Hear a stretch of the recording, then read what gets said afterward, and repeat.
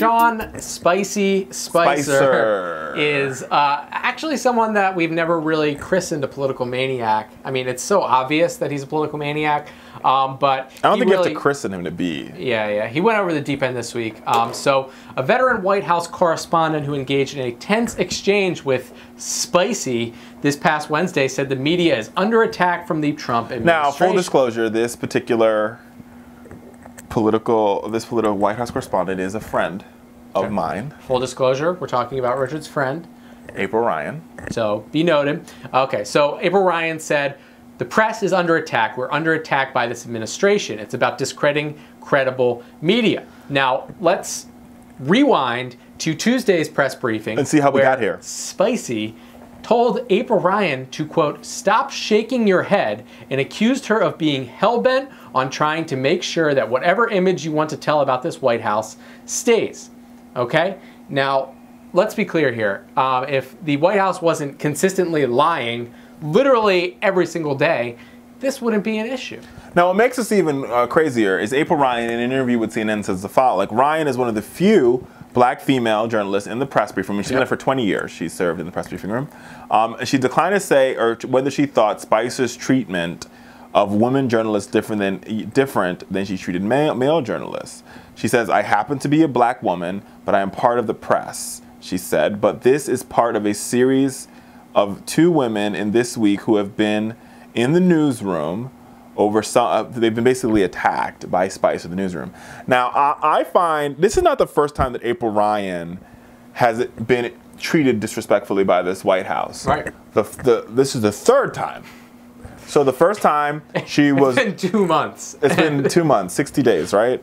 The first was Omarosa threatened to like fight her in the hallway across from the Roosevelt Room. Just totally normal behavior. Which is absolutely normal. The second time was during a briefing with the president, and the president asked her, or she asked the president, will he be meeting with the Congressional Black Caucus? Every president has met with the Congressional Black Caucus, so you're meeting with the Black Caucus. And he was like, are you going to set the meeting up? Aren't they your friends? Yeah. Which, that's basically saying... offensive at worst, racist, flip it, but you know what I'm saying. Racist at worst, offensive at best. Don't get me wrong, I believe that April does have some connection to the Black Caucus. Sure. But so do I. But so does any black person that works generally in politics here in Washington. Yeah, and she's not a secretary. But she's not a secretary for the Black Caucus. Journalist. She's a journalist, and she asked you a question. It shouldn't be like, aren't they your friends? The question would be like, yes, we're meeting with them. Or no. Or no, we're not. Like, I don't understand. Like, I mean, like for you to ask the black journalist to set the meeting up would imply some sort of racial undertones. Now, the Omarosa situation, I'm not going to speak to that because I don't know. Omarosa's obviously black, but clearly Spicer's behavior towards April, like, don't shake your head. First of all, it's really Sean Spicer is not her father. He's not her husband.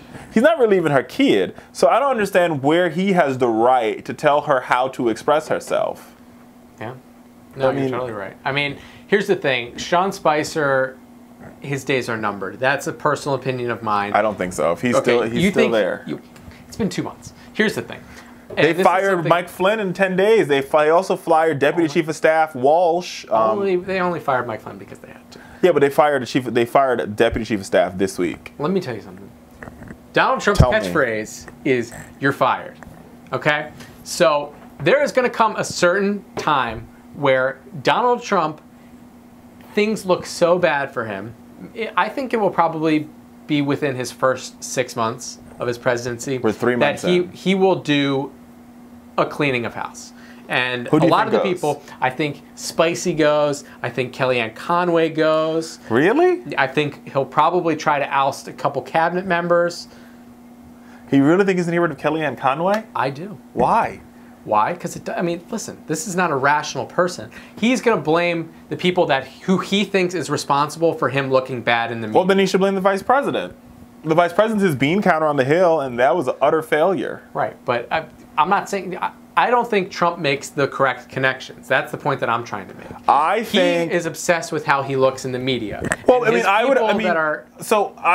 give you the Kellyanne Conway thing, because she has been very invisible in recent history. Well, and that's like the past week.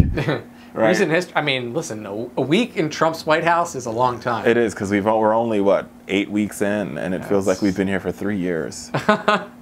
But maybe. And he's managed to golf 12 times in 8 weeks. He golfs every weekend. And we pay. Guess who's paying for it? We are. You are. I paid taxes. I mean, I guess I'm paying for it too. Yep. But I don't know. I don't think Spicy goes anywhere. You think Spicy's making it 4 years? Well, but I think no press secretary makes it 4 years. The job, like, you just don't, because remember, you just have a breakdown privately. It's because the president's running a marathon, and you as a press secretary or as staff, you guys are running a sprint. Right. Every day. So I think Spicy's probably, I think he's gone to the end of the year. But I actually think it's going to be voluntary. I think he's going to be like, I'm out of here. I've taken enough beating. Well, I mean, it's a thankless job. It's a thankless job. Well, now, 2 minutes left. Give me Richard's the political media expert. How do you think he's good at his job? That is a tough question to answer. I will say this. I will give Sean Spicer credit because he holds his composure. And usually the job of the press secretary is to disseminate information that the White House wants you to know. But this job has been, because Donald Trump and his sticky Twitter fingers, as I called them on Fox and Friends, right? It's hard. Like, I think it's hard to keep up with the job. Because usually in most White Houses, the press secretary is the one who gives you the information.